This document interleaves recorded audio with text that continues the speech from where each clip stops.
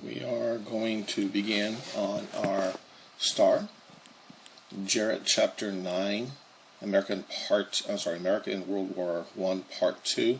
Keep in mind this is for the STAAR test, and this is aimed directly at the STAAR material.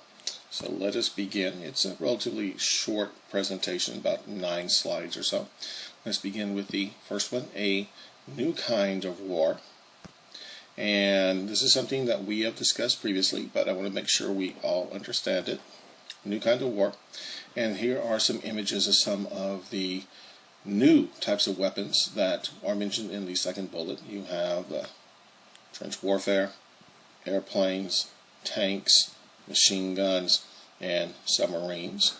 But let's start at the very first bullet. Both sides predicted that the war would be over soon. And both would be tremendously wrong. For whatever reason, the generals on both the Allies and the Central Powers believed that they would be able to win the war quite quickly, within a few months, and they could be not further from the truth. It dragged on for a little over 4 years and wound up costing over 20 million lives. Bullet number 2, new weapons being introduced were machine guns, poison gas, submarines, airplanes, and tanks. And of course, I've shown you some of these, and we've seen some images of these before.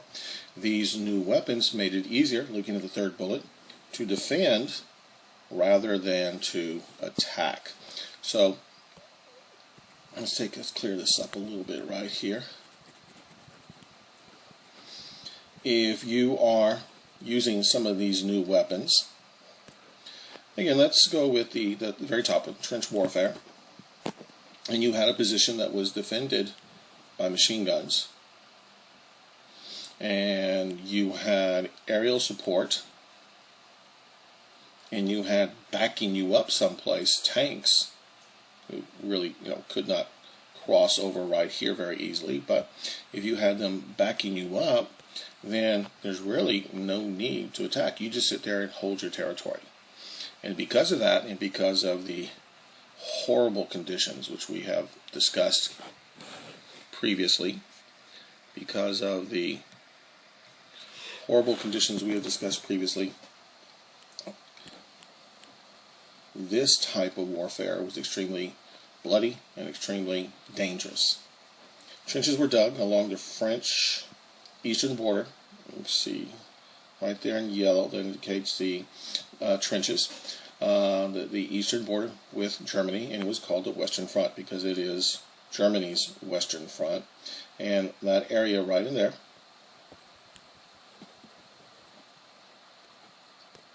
this area right in here, is where you had hundreds, maybe thousands of miles of trenches that were dug by both sides. Millions of men digging these trenches. And again, you can see a little bit of what the trenches look like right there. And so pretty soon, because of that, the Western Front become a very deadly area. The bulk of the 20 million dead, a huge chunk of them would die in the trenches along the Western Front. Let's move on to our next slide. Trench warfare. And here's a couple images.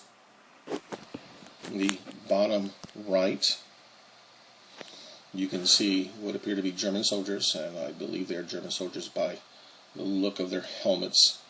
They are climbing out of the trench, making their way to attack. Over here on the left, you can see a machine gun position within a little crater, maybe a little bomb crater. Maybe it was dug by the men there. You can see also that they're wearing gas masks because of the threat of poisonous gas. Also, you can see the number of dead at the bottom and the middle. It's a little bit difficult to read. And you can see it's divided into a pie chart. We're not going to really break it down at this moment, but this will give you an idea of the Central Powers. 36% of the deaths were caused by their military. Central Powers. I'm sorry, the first one was the Allied powers in the blue right here. And then you had the Central Powers right there. And then you had civilians the Central Powers, and then the Allies' Central Power civilians. So right here, that is the percentage of people on the Central Power, I don't know why I keep saying Central Powers, I'm sorry, on the Allied side who died. We're looking at about 56%. And then over here, let's clear this up a little bit, more easily seen. And then we have the rest of it, Central Power death, or dead. So you can see more allies than Central Power, more good guys than bad guys died. And part of that is due to any number of reasons. The Germans were a little bit quicker to develop and use the airplane to their advantage. The Germans were a little bit quicker and much more willing to use submarines to their advantage. They killed thousands of people in submarine attacks, a number of other reasons. Let's get back to our main topic for this slide, the trench warfare. It was a new and strange form of war no one ever really seen before. Now again, people had, one time or another, fought in a trench or in a bomb crater or behind a rock or something. Right? Nothing new there. But the fact that we, both the good guys and the bad guys, the Allies and the Central Powers, both the good guys and bad guys dug hundreds of miles of these trenches, that is new. These trenches were separated by barbed wire and landmines, and the area between them was known as no man's land, and it became a killing zone. As these individuals over here in the bottom right are climbing out of the trench to advance toward the next trench, the enemy trench, they would have to fight their way through machine gun fire, such as right here, perhaps poisonous gas, as we see these people wearing gas masks right there, barbed wire, possibly airplanes strafing them, artillery from behind the lines, any number of things. And no man's land was an area, if you got caught in no man's land, your chances of survival were extremely limited. The third bullet, soldiers would spend years in these trenches, not necessarily 365 days straight, but they would spend years in the trenches. They'd be in the front lines for 2 or 3 months, to go back for a few weeks, get a little rest and relaxation, go back to the trenches for another few months, and then back and forth, if you were, of course, lucky enough to survive. So again, you would spend literally years going in and out of the trenches, back and forth from trench to trench, advancing, retreating, advancing, retreating, back and forth again and again and again over the same territory. And as you can well imagine, the death toll was horrendous. Let's move to the next slide. Causes of U.S. involvement in the war. Now, we've documented this previously, but I want to make sure that we go over it again, just to make sure there are no questions or comments. First bullet, when the war broke out in Europe, we, America, attempted to remain neutral. We attempted to hide behind our ocean, the Atlantic. We attempted to stay out of the fight because it was part of our nature. And this neutrality, this isolationism goes all the way back, of course, to George Washington. And we have attempted to remain neutral from Washington up to this point. And we're looking at 140-something years at this time, from Washington leaving office to the outbreak of World War I. And we have been relatively successful remaining out of European affairs. But there's always that. But we would become involved due to a couple things. And there are 5 of them mentioned here. The first one, our close ties with England and France. This goes back, of course, the British go back to, well, the Pilgrims. I mean, they are our father, they are our mother, they are our family. The British Empire created the colonies which led to the United States of America. France, of course, aided us in the American Revolution. They gave us the Statue of Liberty. They had been a friend to us on numerous occasions, and those close ties is what propelled us into the war on their side, or part of it. That's maybe the best reason. Depends on who you speak to. Number 2, Germany declares unrestricted submarine warfare. They start to sink any and all ships. This is after, number 3, they had promised not to sink neutral ships, part of the Sussex Pledge, and we'll get to that in a few moments again. But they began to break that promise because of the British blockade of German ports. So, close ties with England and France. Germany breaks their promise to not sink neutral ships. they began unrestricted submarine warfare. All these are leading us to entering the war on the good guy side. Allied propaganda number 4. They portrayed the Germans as committing atrocities against civilians, and they did. The unrestricted submarine warfare is a form of atrocity, and there are others, and we already have seen some examples of this propaganda. And finally, the Zimmermann note, the Zimmermann telegram. It's referred to both in history books.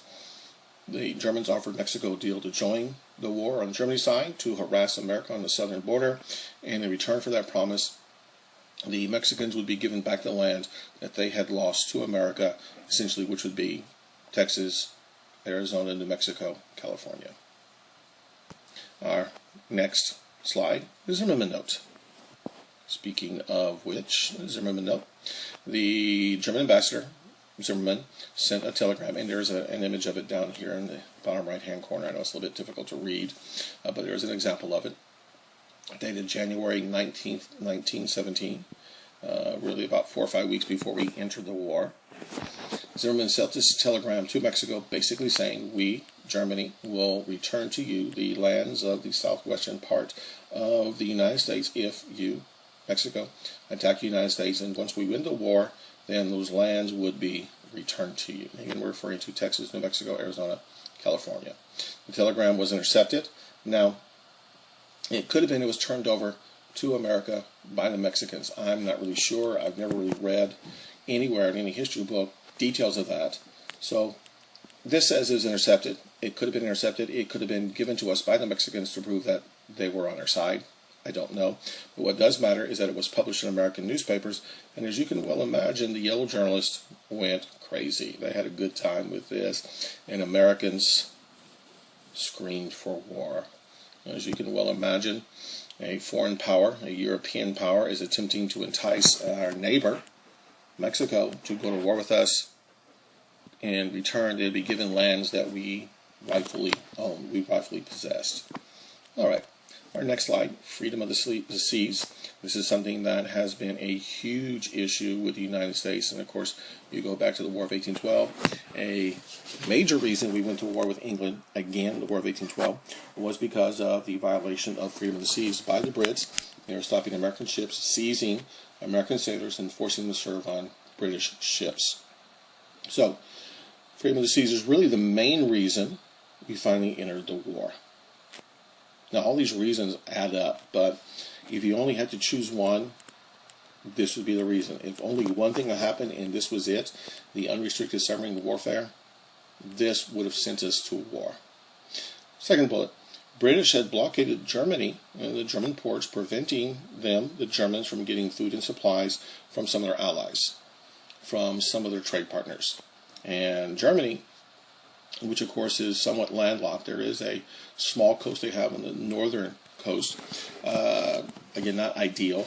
When the weather turns bad in winter, those ports are not really that accessible. But the English blockaded those ports, and of course Germany was surrounded by its enemies. The French and the English to Germany's west, and the Russians to Germany's east. So getting food and supplies into Germany any other way besides ship was extremely difficult. Germany retaliated to the blockade. By sinking merchant ships with their submarines. Any merchant ships heading toward England or France in a no-sail zone, if you wish, in a war zone, that Germany said, this is the war zone, you cannot go into the zone, they sank. And of course the idea was to not only starve the French, but starve out the English and keep them from getting supplies and food from their allies, their trade partners like us, the United States. The next bullet. The Germans continued to sink ships until America threatened to end relations with Germany, which is the so-called Sussex Pledge. Germany sank a French ship called the Sussex. After that, we contacted the Germans and said, hey, you got to stop this. We, the United States, cannot allow you to continue to sink these ships without some kind of warning, without some type of provisions being made to help the survivors. And so the Germans made the Sussex Pledge, which was not to sink not to sink merchant ships without some kind of warning or without helping the survivors of the attack. Now, of course, the problem with submarines, as we have discussed previously, they're not very big. They cannot take on a lot of passengers. Really not designed for that. So they were to warn the ship they're about to attack, so that way the ship about to be attacked, can get off a mayday, or possibly evacuate some of the women and children, some of the civilians on the ship in the lifeboats, so that way they stood a chance of survival. Our next slide, the sinking of the Lusitania. Now, the Lusitania was a British passenger liner, and there's a picture down here, a postcard of the Germans. Oh man, their arrogance is hard to imagine sometimes. They made this postcard. There was an image of Lusitania being sunk, and you can see right here the lines would appear to be another torpedo as it's about to hit the Lusitania. And so the Germans made this postcard basically advertising their sinking of the Lusitania. This Lusitania, again, British passenger ship, was sunk by a German U-boat. Ship carried about 1,200 passengers, of which 128 were Americans. Now, I think those are really the wrong numbers. It should have been about 1,200 dead and 128 Americans dead. I don't think every American on board the ship died. I think this is a little bit of a misstatement here, but there were upwards of 1,100 to 1,200 dead, and definitely 128 Americans died as a result of the sinking of the Lusitania. This was the first time, and this is important, this is the first time Germany had actually killed an American. I'll clean this up a little bit right there. The first time Germany had actually killed an American in the sinking of, the attacking of a ship by the U-boats. And of course, once again, Americans called for war. There really should be an apostrophe S there, I'm sorry. As I told you, this is a STAAR PowerPoint that we have been using for a few years, and I looked it over. I guess I missed that. There really should be an apostrophe S there. I apologize for that, sorry. Let's move on.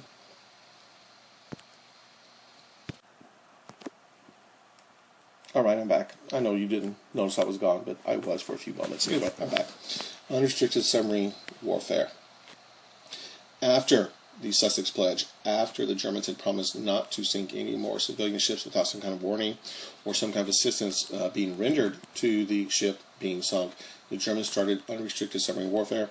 An image over here of a German sailor from the U-boat looking at the ship he had just sunk with the caption, "Swim with the fish."